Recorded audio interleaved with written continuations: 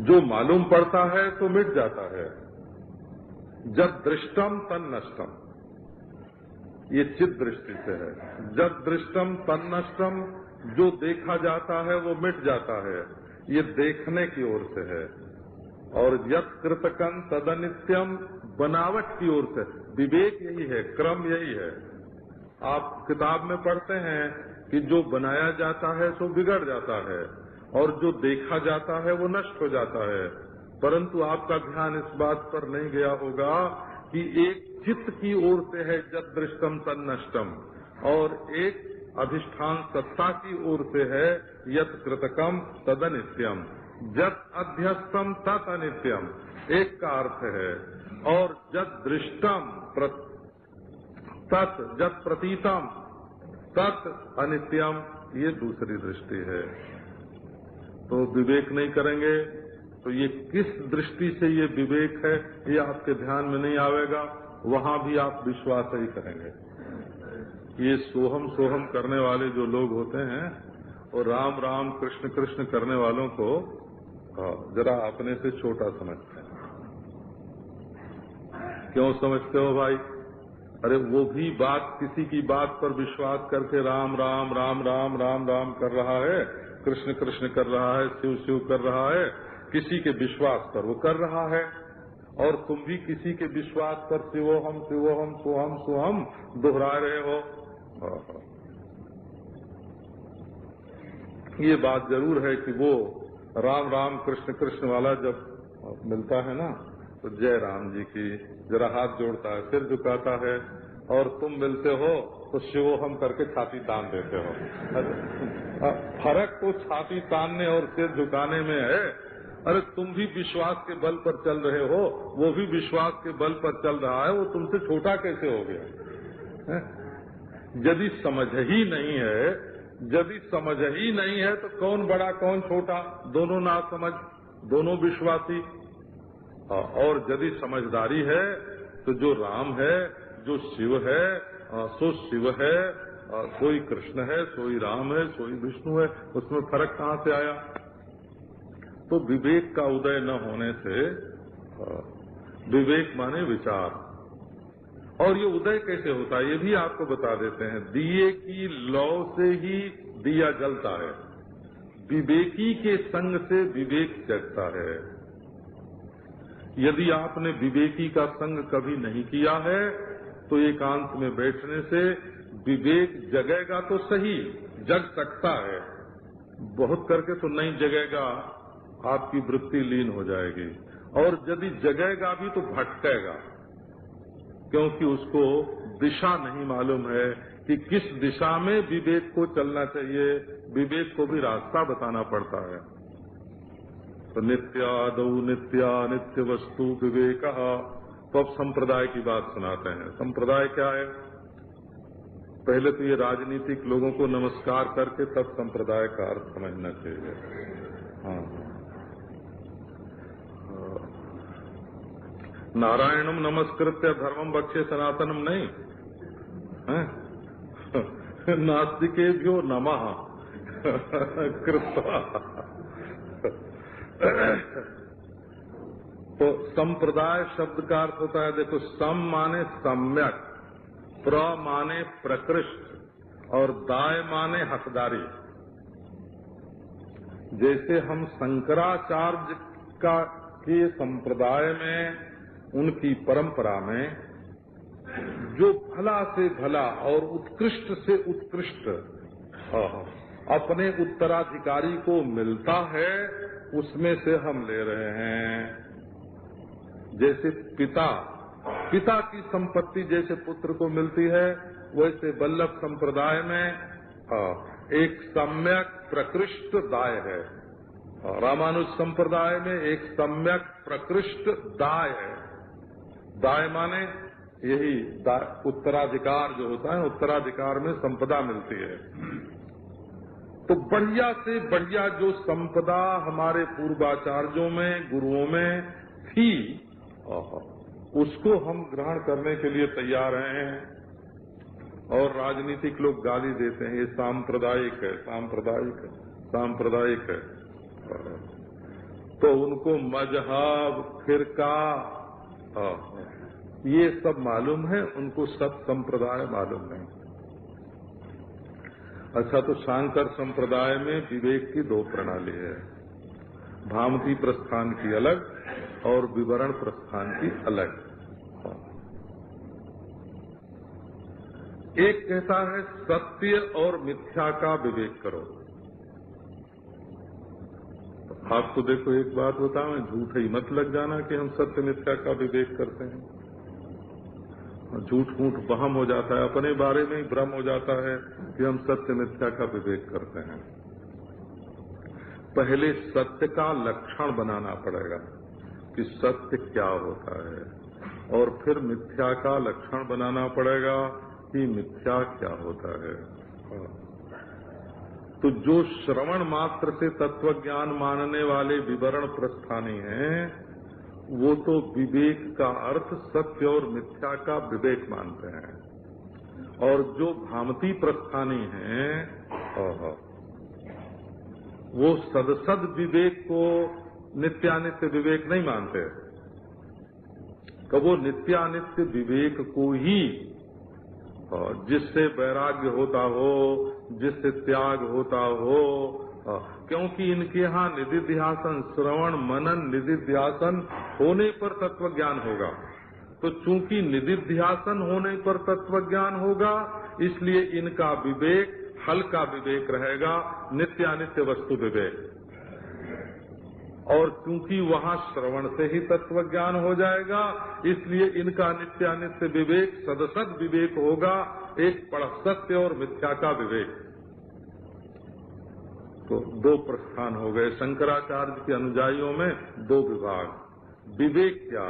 सत्य मिथ्या का विवेक हो गया तो श्रवण मात्र से ज्ञान होगा, और यदि नित्य अनित्य का विवेक होगा तो श्रवण मात्र से ज्ञान नहीं होगा, निधिध्यासन से ज्ञान होगा। ये भामती प्रस्थान हो गया। सबकी एक युक्ति होती है, एक क्रम होता है, एक परंपरा होता है, उसको समझने की आवश्यकता पड़ती है। अब देखो, आपको पहले सत्य की पहचान क्या।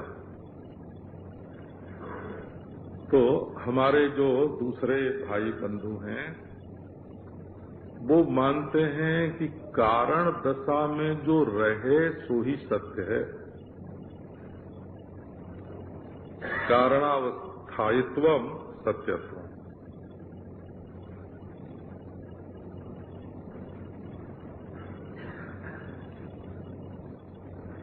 बोले भाई, कुछ लोगों ने तो ऐसा माना कि प्रमाण से जो सिद्ध होए और किसी भी प्रमाण से बाधित न हो,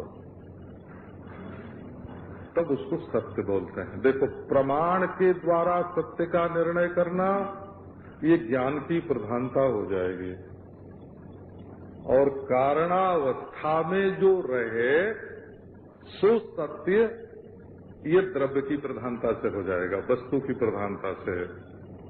ये मैं लक्षण का जो विवेक आपको सुना रहा हूँ, बहुत विश्वास करके सुना रहा हूँ कि आप लोग इसको सुनकर स्वयं कुछ गंभीरता से विचार करने का प्रयास करेंगे।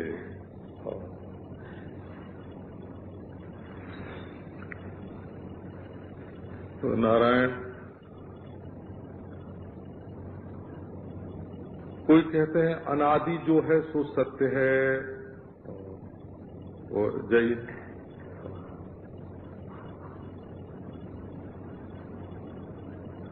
जैन बोलते जो अनादि है सो सत्य है।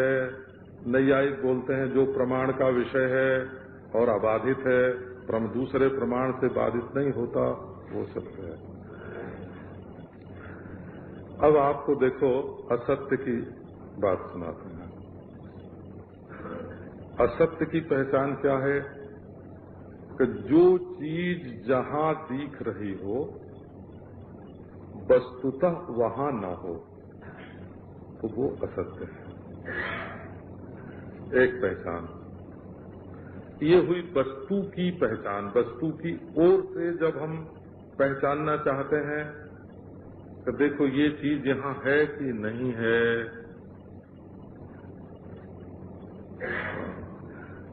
जैसे हम रास्ते में मोटर पर चलते हैं ना, तो दूर से मालूम पड़ता है कि कोई बहुत बड़े महात्मा आ रहे हैं सड़क पर।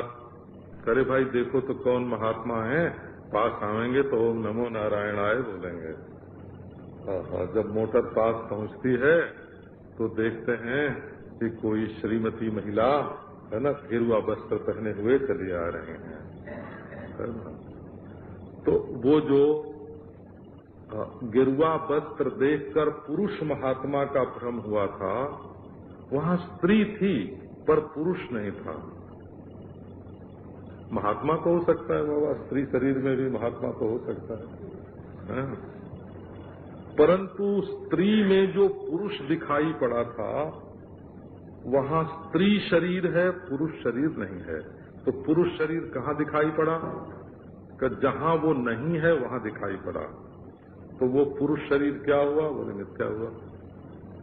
वो जहां नहीं था वहां दिख रहा है। ये देखो, ये उधर से हुआ। अब इधर से देखो, विचार करो कि जब स्त्री का ज्ञान हुआ तो पुरुष का जो भ्रम है वो मिट गया। भ्रम भी अपने हृदय में हुआ था और ज्ञान भी अपने हृदय में हुआ।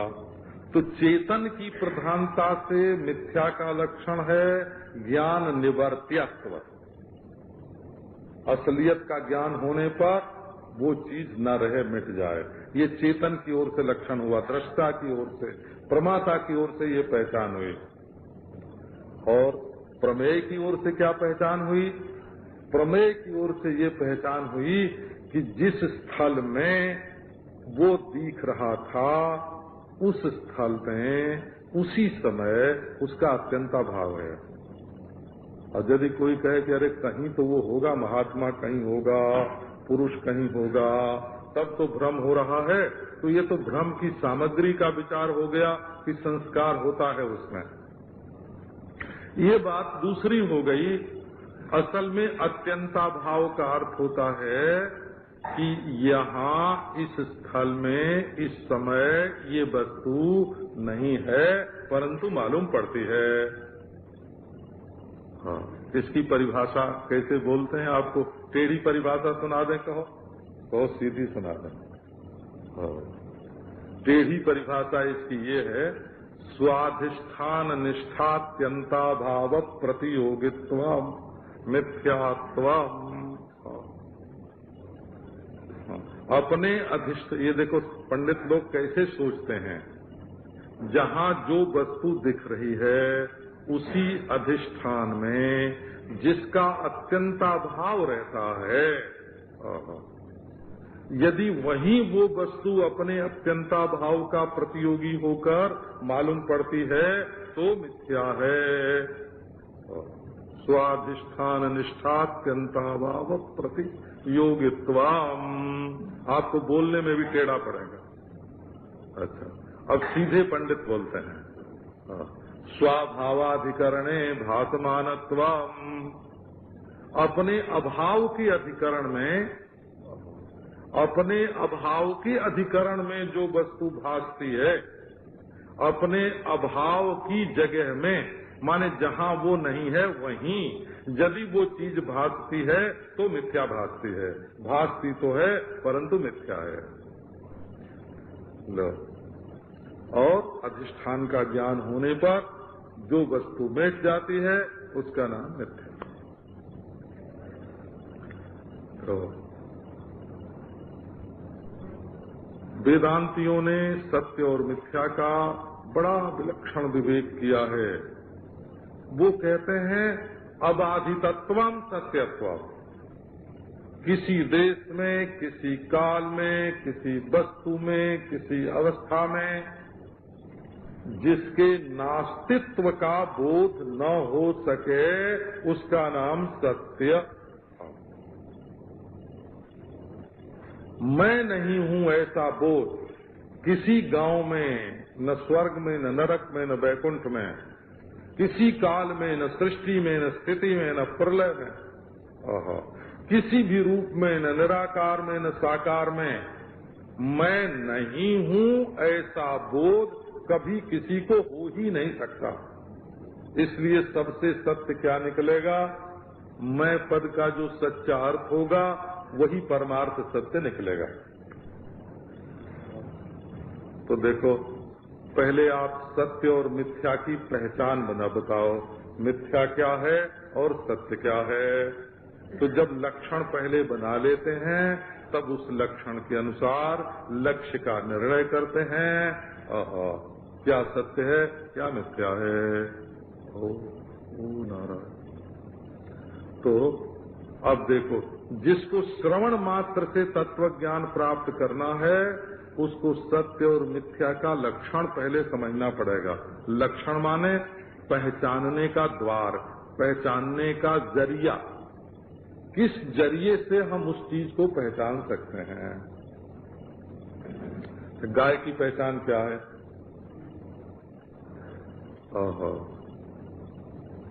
तो बोले एक खुर हो तो गाय, तो एक खुर वाली कोई चीज कैसे होगी भाई? अच्छा, आपने वो देखा है कि नहीं, ये जो घोड़े के खुर में और बैल के खुर में जो फर्क होता है वो आपको मालूम है कि नहीं? घोड़े का जो पांव होता है ना वो एक ही होता है, समूचा हो, और गाय का जो पांव होता है उस बीच में उसके एक अवकाश होता है, 2 टुकड़े होते हैं उसके। गाय के खुर में 2 टुकड़े होते हैं और घोड़े के खुर में 2 टुकड़े नहीं होते, एक ही होता है। अच्छा, तो एक खुर वाले जानवर का नाम गाय है, ये लक्षण ठीक बना? नहीं बना। अच्छा बोलो, सींग वाले जानवर का नाम गाय है? सींग तो होती है गाय में, पर भैंस के भी होती है, बकरे के भी होती है। तो सींग वाले जानवर का नाम गाय की पहचान नहीं है। तब गाय की पहचान क्या होगी? कि ललरी वाला जानवर, सासनावत्वं गोत्वाम, जिसके गले में ललरी लटकती है उसका नाम गाय। अब ये उसकी ठीक पहचान हो गई। न इसमें अव्याप्ति है, न अतिव्याप्ति है, न असंभव है। तब ये लक्षण ठीक बनेगा। तो आप सत्य और मिथ्या की पहले पहचान बनाइए और पहचान बना के विचार कीजिए कि आत्मा सत्य है और अनात्मा मिथ्या है। जब ये विवेक आपका पूरा हो जाएगा तो श्रवण मात्र से ज्ञान हो जाएगा कि आपका आत्मा सत्य है और ये ही अद्वितीय ब्रह्म है, ये वेदांत समझा देगा। और यदि पहचान आपने बनाई कारणावस्थायित्वम, तब आपको दूसरे संप्रदाय में जाना पड़ेगा।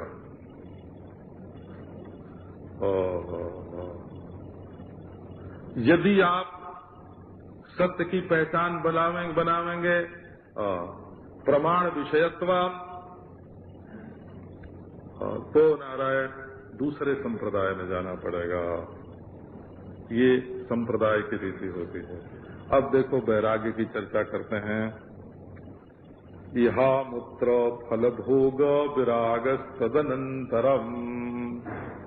आपकी रुचि कहाँ है रे भाई?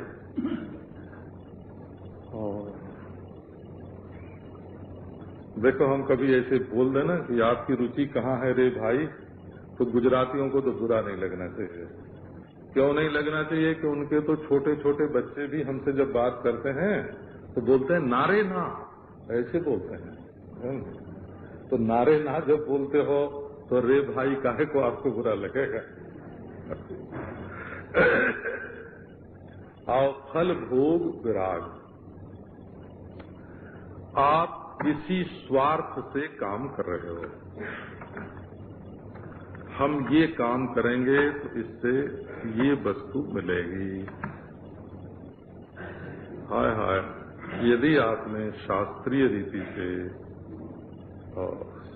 संस्कार कराए होते, यज्ञोपवीत संस्कार, तो आपके गुरु, आपके पिता, आपके आचार्य कहते कि रोज भैया 10 मिनट बैठ जाया करो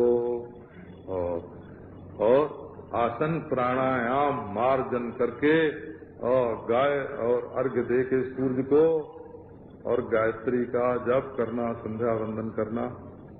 आप पूछते इससे क्या मिलेगा? लड्डू मिलेगा? बोले नहीं। तो इससे स्वर्ग मिलेगा? कि नहीं। अपने कर्तव्य पालन का अभ्यास हो जाएगा कि निष्काम भाव से अपने कर्तव्य का पालन कैसे किया जाता है। अच्छा, आपने क्लर्की करने के लिए, रोजगार करने के लिए, साहब बनने के लिए विद्या पढ़ी। विद्या पढ़ने में ही पहले से हमको इसका ये फल लेना है, ये बात आपके साथ जुड़ गई। तो आप सकाम कर्म में लग गए।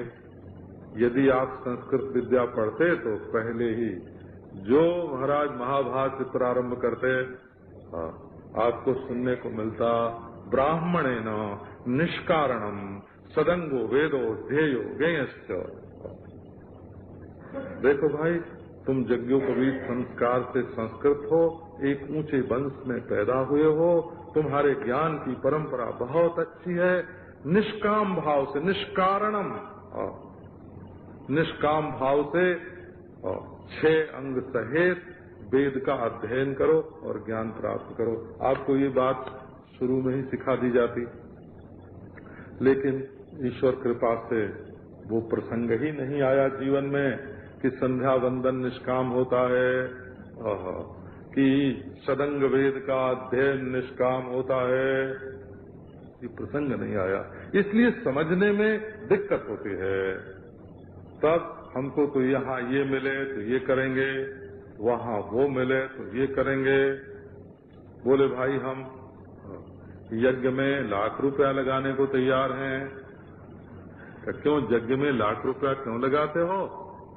कब बोले मरने के बाद अरबों रुपए का जो स्वर्ग है वो हमको मिल जाएगा।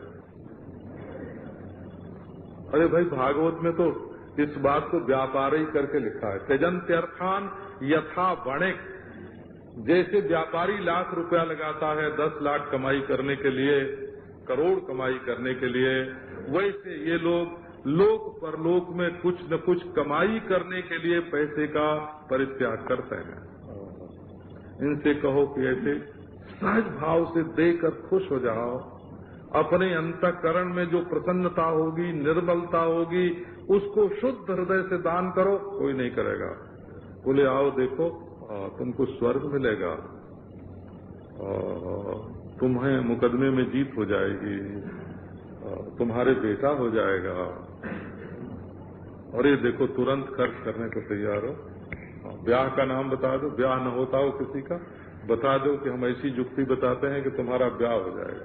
बोले महाराज बस हम 10-5 हजार रुपया खर्च करने को तैयार है ना। हे भगवान, है ना। तो यह लोक में, इस लोक में फल चाहने के लिए लोग त्याग करते हैं, और परलोक में फल पाने के लिए लोग त्याग करते हैं। वैराग्य दूसरी चीज है। एक संत थे वो ऋषिकेश में, तो एक मुंबई के ही सेठ जी उनके पास गए। बोले महाराज 1 साल ओढ़ लो। तो साधु ने कहा कि सेठ जी हमको जरूरत नहीं है। बोले महाराज हम आपके लिए थोड़ी दे रहे हैं, अपने लिए दे रहे हैं। 1 साल यहाँ आपको उड़ाएंगे और स्वर्ग में जाने पर हमको 100 साल मिल जाएंगे। 100 साल पाने के लिए 1 साल।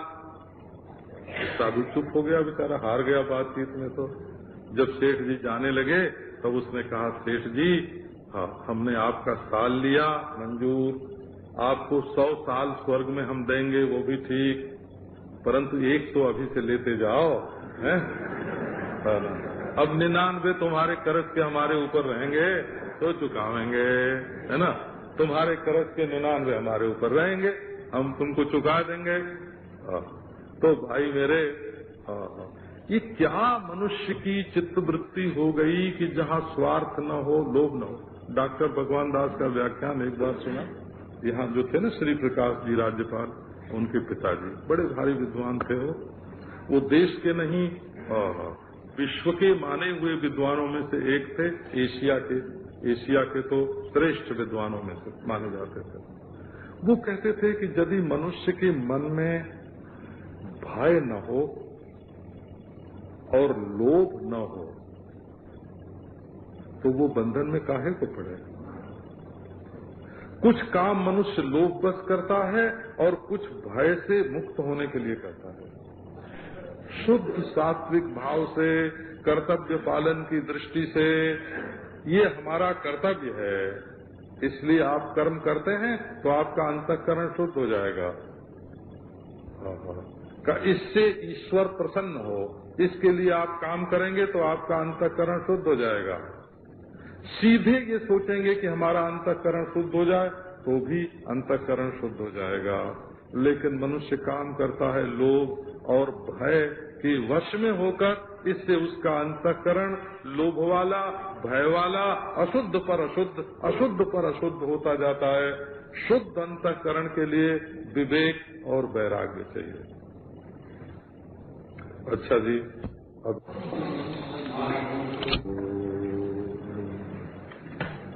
विश्वं दर्पण दृश्यमान नगरी तुल्यं मृगान्तर्गतम् पश्यन्नात्मनि मायया बहिर्गोद्भूतं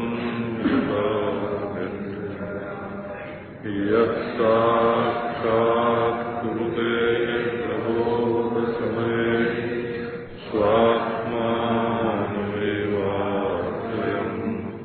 तस्मै श्रीगुरुमूर्तये नमः।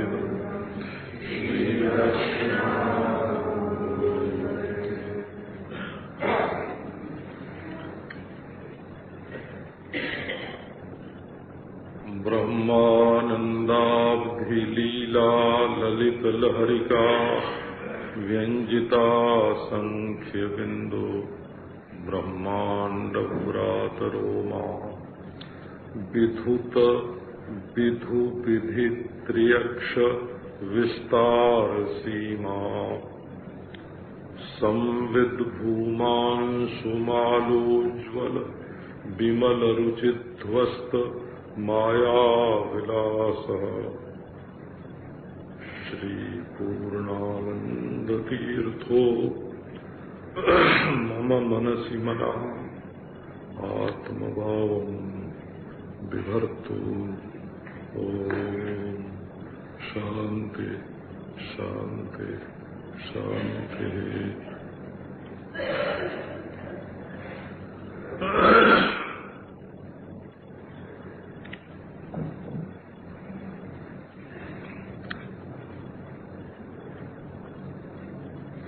तो विवेक का फल है एक निश्चय पर पहुंचना। यदि विवेक निश्चय पर न पहुंचे तो वो निष्फल हो जाता है। आप सोच विचार तो बहुत करें, उधेड़ गुण तो बहुत करें, और किसी बात पर निश्चित मुद्दे पर न पहुंचे तो विवेक करने का कोई अर्थ ही नहीं होता है। यदि दो वस्तु का आप विवेक करते हैं, उनको अलग अलग करते हैं, तो उसमें क्या छोड़ने योग्य है, क्या पकड़ने योग्य है, ये निश्चय करें और निश्चय के अनुसार फिर बर्ताव करें। तो विवेक चूड़ामणि के जो करता है वे कहते हैं कि आप इस निश्चय पर जब पहुंचेंगे कि जगत मिथ्या है और ब्रह्म सत्य है, ब्रह्म सत्य है, जगत मिथ्या है, तो यदि आप विवेक करते करते इस अद्वितीयता तक पहुंच गए तब आपका विवेक सफल हो गया। ब्रह्म सत्यम जगन मिथ्ये तेवं रूपो विनिश्चय। अब इसमें आपको एक शब्द का अर्थ सुना देता हूं।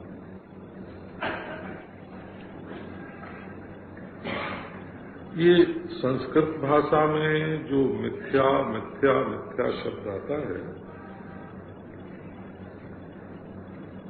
उसका अर्थ बिल्कुल बंध्या पुत्र के समान न होना नहीं होता है।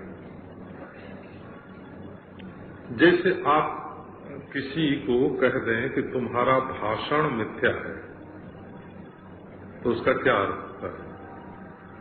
भाषण नहीं है, ये अर्थ तो होगा ही नहीं कि भाषण नहीं है। अरे आप तो रोज व्यवहार करते हो। उसका अर्थ है कि जो भाषण आपने किया है, आपका जो भाषण है, उसमें प्रतिपादित अर्थ असत है। मिथ्या भाषण कहेंगे ना, मिथ्या भाषण। तो बोलना मिथ्या, बोलना है ही नहीं, बोलना नितांत असत है, ये उसका मतलब है कि नहीं, आप जो बोल रहे हैं सो झूठ है। बोलना झूठ नहीं है। तो जगत मिथ्या है का अर्थ क्या होगा कि जगत तो है, परंतु उसकी जो ब्रह्म से पृथक तत्व रूपता या परमार्थ रूपता या तात्विकता मालूम पड़ती है, वो असत है। मिथ्या शब्द का आप जरा उसको गहराई से देखें। ये मिथा शब्द आता है संस्कृत में। मिथा माने परस्पर, मिथ्या। मैथुन, स्त्री और पुरुष का जो मैथुन है, वो स्त्री और पुरुष दोनों के मिलने से होता है। तो मिथ्या शब्द मिथ्या कैसे बनता है? कि सत्य और असत्य दोनों के मिश्रण से मिथ्या बनता है। तो अधिष्ठान दृष्टि से सत्य और अध्यस्त दृष्टि से मिथ्या। अधिष्ठान और अध्यास का जो मिश्रण हो गया है, माने अधिष्ठान के धर्म मिथ्या पदार्थों में और मिथ्या पदार्थों के धर्म अधिष्ठान में जो अध्यस्त हो गए हैं, इस भ्रम के निवारण के लिए वेदांत का प्रयास होता है। अच्छा, आप देखो, एक मिट्टी तत्व है, वो पहले से मौजूद है, और एक घड़ा है, वो पीछे से बनाया गया। अच्छा, तो एक उत्पन्न सत्य है घट, और अनुत्पन्न सत्य है मृत्तिका। जो बनाई नहीं गई वो है माटी, और जो बनाया गया वो है घड़ा। तो दोनों में कुछ फर्क है कि नहीं? मिट्टी पहले भी थी, घड़ा के समय साथ भी है, घड़ा फूट जाएगा तब भी रहेगी। अनुत्पन्न सत्य मृत्तिका सर्वदा रहेगी, मृत्तिकेत्येव सत्यम।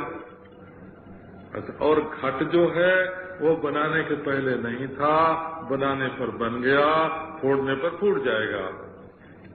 अच्छा जी, तो आप सत्य सत्य तो बोलते हैं, ठीक है, मिट्टी भी सत्य है, घड़ा भी सत्य है, लेकिन सत्य सत्य में कोई फर्क है कि नहीं? मिट्टी सत्य और घट सत्य में कोई वैलक्षण्य है कि नहीं, विलक्षणता है कि नहीं? कि जैसा मिट्टी सत्य है वैसे ही घट सत्य है। तो घड़ा बनने बिगड़ने वाला सत्य है, और मिट्टी पहले और पीछे रहने वाला सत्य है, और वर्तमान में भी रहने वाला सत्य है। तो सत्य के दो भेद हो गए। न्यून सत्ताक घट है और अन्यून सत्ताक मृत्तिका है। घड़े की सत्ता न्यून होती है और मिट्टी की सत्ता न्यून नहीं होती। तो तब क्या हुआ? 1 नंबर का सत्य मिट्टी है, 2 नंबर का सत्य घड़ा है।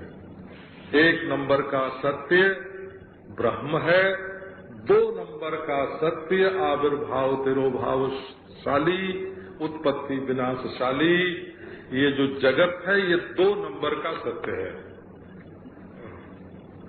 तो कितना कम, देश में कम, काल में कम, वस्तु में कम। बोले देश काल वस्तु तो तीनों इस जगत के साथ ही उत्पन्न होते हैं और मिट जाते हैं।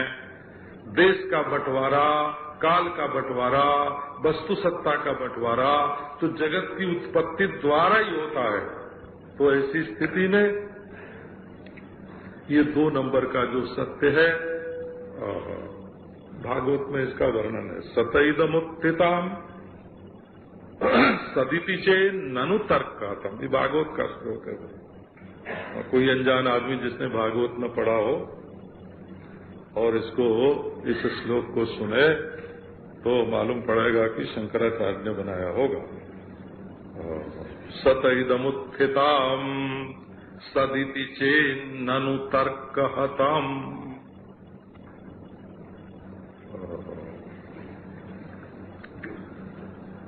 फिर बोले उभय जुगपि न तथा व्यभिचरति क्वच क्वचमृषा न तथोभय जुक व्यवहृतये विकल्पैषितोन्ध परंपरया भ्रमयति भारती तो उरुवृत्तिभिरुक्त जडान। भागवत का श्लोक है। बोला कि सत्य परमात्मा से उत्पन्न हुआ, ये जगत चूंकि सत्य से उत्पन्न हुआ इसलिए सत्य है। कि यदि ऐसा कहो सतैदमुत्थितम सत् इदं जगत ततः उत्थितम सत् ननु तर्कहतम, कि ये कहना ही तर्क संगत नहीं है। क्यों नहीं है तर्क संगत? बोले अरे एक सत्य पहले था और पीछे भी रहेगा और वर्तमान में भी है, और एक सत्य बीच में पैदा हुआ और मर जाएगा, दोनों को तुम एक सत्य कैसे बोलते हो? ये तर्क संगत ही नहीं है। व्यभिचरति क्वच, पुरुष के शरीर से बाल पैदा होता है, नाखून पैदा होता है, जिंदा से मरा हुआ। व्यभिचरति क्वच क्वच मृषा, रज्जु सर्पादि मृषा होता है। न तथोभय जुक, उभय जुक अपि न तथा। अधिष्ठान और अज्ञान के मिश्रण से जो वस्तु मालूम पड़ती है वो अधिष्ठान और अधिष्ठान के अज्ञान के मिश्रण से उत्पन्न होने पर भी तथा सत्यम न भवति। ये मैंने इसलिए बता दिया कि भगवान भागवत में केवल मनोरंजन की ही वस्तु नहीं है, बहुत बहुत विद्वत भोग्य वस्तु है उसमें, और अधिकांश विद्वत भोग्य है। और ये भगवान, लोग तो समझते हैं कि उसमें माखन चोरी है, क्षीर रासलीला है, सब मनोरंजन ही मनोरंजन है। और इधर विद्यावताम भागवते परीक्षा, बड़े बड़े विद्वान हों तो श्रीमद् भागवत में उनकी परीक्षा होती है। तो अब देखो मिथ्या शब्द का, मिथ्या शब्द अनिर्वचनीयता वचनः इति विवरणकारा। मिथ्या शब्द का अर्थ है अनिर्वचनीय, दिख रहा है परंतु ये सच है कि झूठ। बोले सच कहो तो ब्रह्म जैसा नहीं है, ब्रह्म सच है, और झूठ कहो तो बंध्यापुत्र जैसा नहीं है। तब बोले अनिर्वचनीयता वचनः, को कह झूठ साच कह को जुगल प्रबल करी। माने अनिर्वचनीयता और खंडन खंड खाद दिए और सिद्ध होता है। ये है, इसको मिथ्या बोलते हैं। तो वेदांतियों का मिथ्या शब्द मिथ्या भाषण के समान अर्थ शून्य परंतु शब्द मात्र है, ऐसा। अब लो इस निश्चय पर आप पहुंचिए तो देखो, संसार में एक वस्तु मालूम पड़ती है और एक को मालूम पड़ती है। जो मालूम पड़ती है सो अनित्य, जिसको मालूम पड़ती है सो नित्य। जो मालूम पड़ता है सो मिथ्या, जिसको मालूम पड़ता है सो सत्य। और जो सत्य सो अद्वितीय और जो मिथ्या सो अर्थ शून्य, तत्व नहीं है। इस निश्चय तक पहुंचना है विवेक के द्वारा।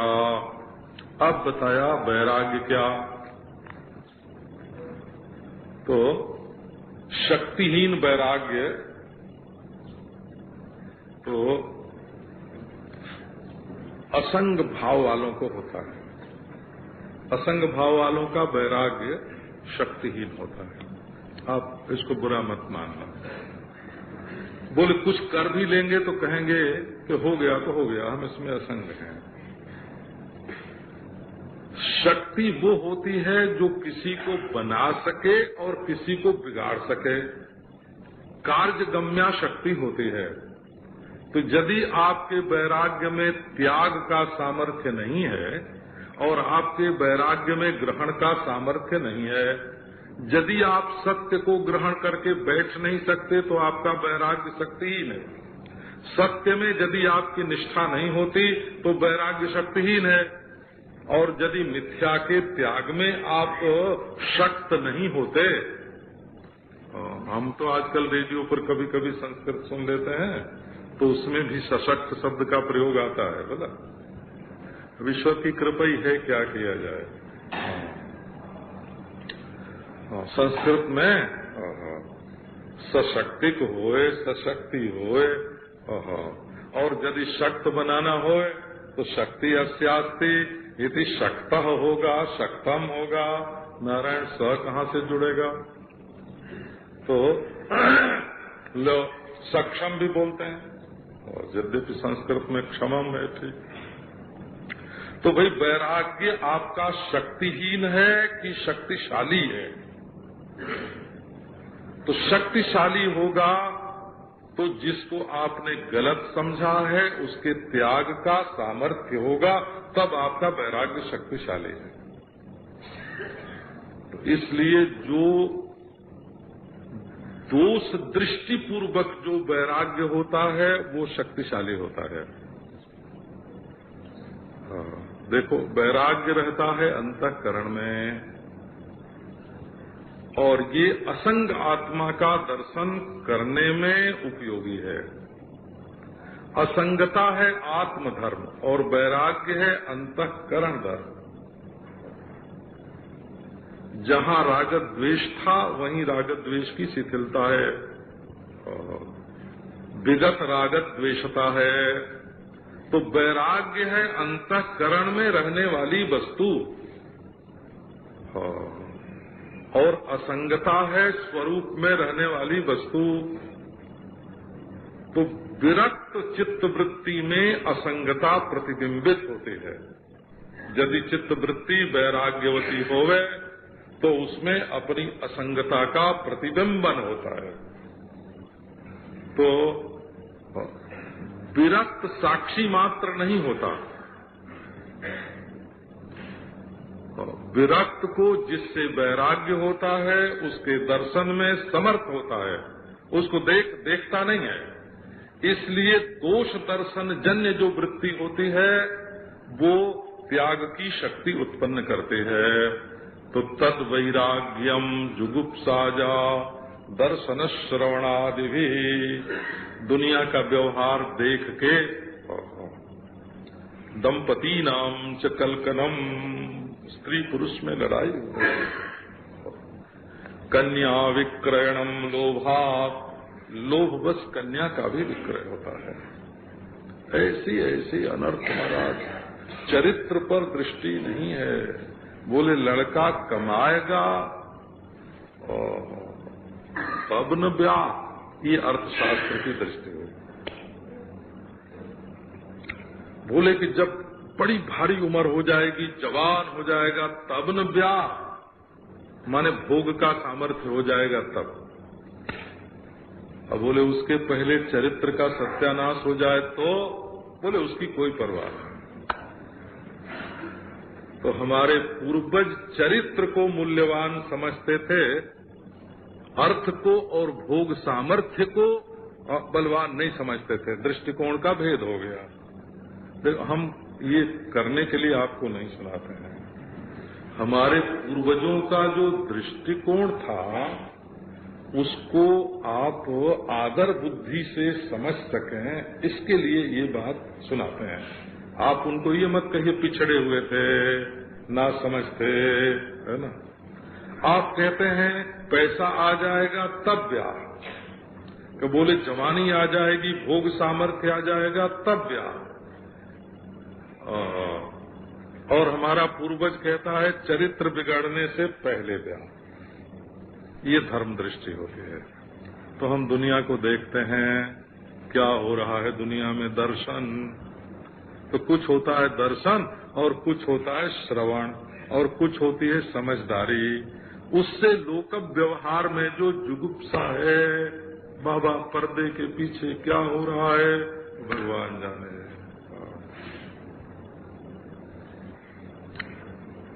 हमारे एक महात्मा थे, तो उनके पास कोई आके कहता कि हम एकांत में आपसे बात करना चाहते हैं। बड़े विरक्त थे बेचारे। तो बोले कि भाई अगर कोई गड़बड़ की बात न होती तो तुम एकांत में क्यों करना चाहते हैं? है कुछ गड़बड़ है ना। अरे खुले में कर ले भाई, है ना, खुले में कर ले। ईश्वर की बात पूछनी है, ब्रह्म की बात पूछनी है, अंतःकरण शुद्धि की बात पूछनी, खुले में कर लेना। एकांत में एकांत की गड़बड़ क्यों पैदा करता है? हमारा मन बिगाड़ेगा, अपना मन बिगाड़ेगा, ऐसे बोला करते थे। अब देखो, हम महात्माओं का दृष्टिकोण आपको सुना रहे हैं। आप लोग सब एकांत ही में करना हो तो ठीक है।